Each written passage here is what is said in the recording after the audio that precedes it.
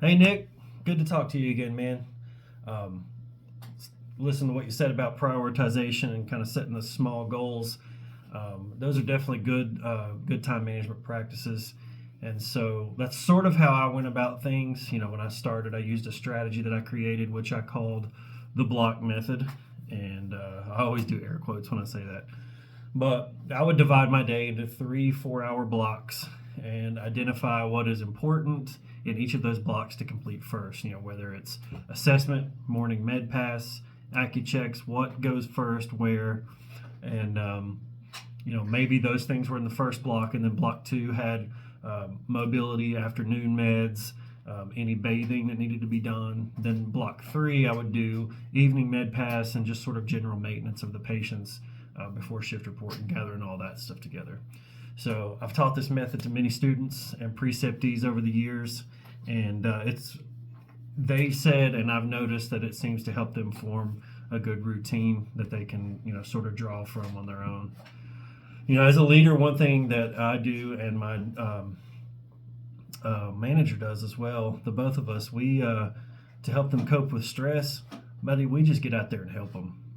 So many times I've worked under managers and coordinators that they just won't help, or they'll stay in their offices. You only see them when they come out to tell you you've done something wrong, and being visible to the team, letting them know that I'm available. Jess letting them know that she's available.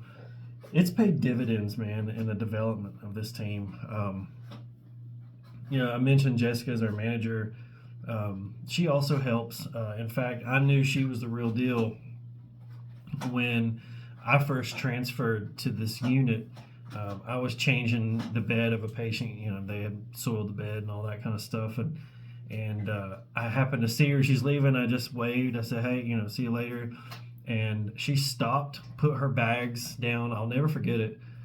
She put her bags down. She was in a cute little dress, little high heels. I mean, she's a small little thing, and she dropped everything and came right in there and just started helping me. I didn't have anybody to help me, so I was just doing it myself, which was fine. I mean, I had always done that.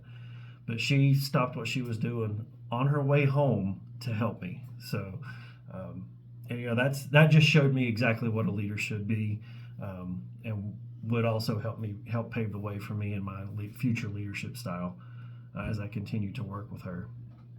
But another way leaders can help mitigate stress levels is leader rounding. And one of a journal article that I found talked about nursing executives and hospital leadership that's higher up, particularly them doing leader rounding as well, to come on the units, meet nurses, understand their barriers to the processes, and help to facilitate those best practices.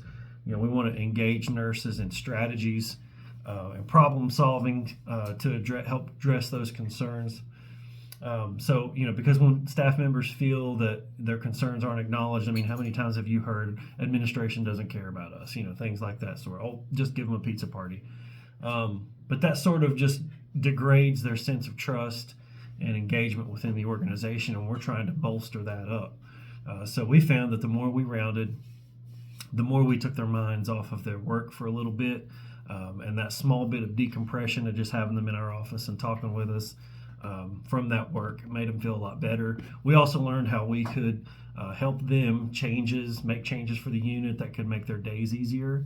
And so we stuck to this approach, and we continue to see growth in staff versus agency or other outside employees, which is always a good sign. People start talking, they recruit people in, and that's one of the things that we're noticing when we're doing interviews on people. It's word of mouth passing that people are coming in.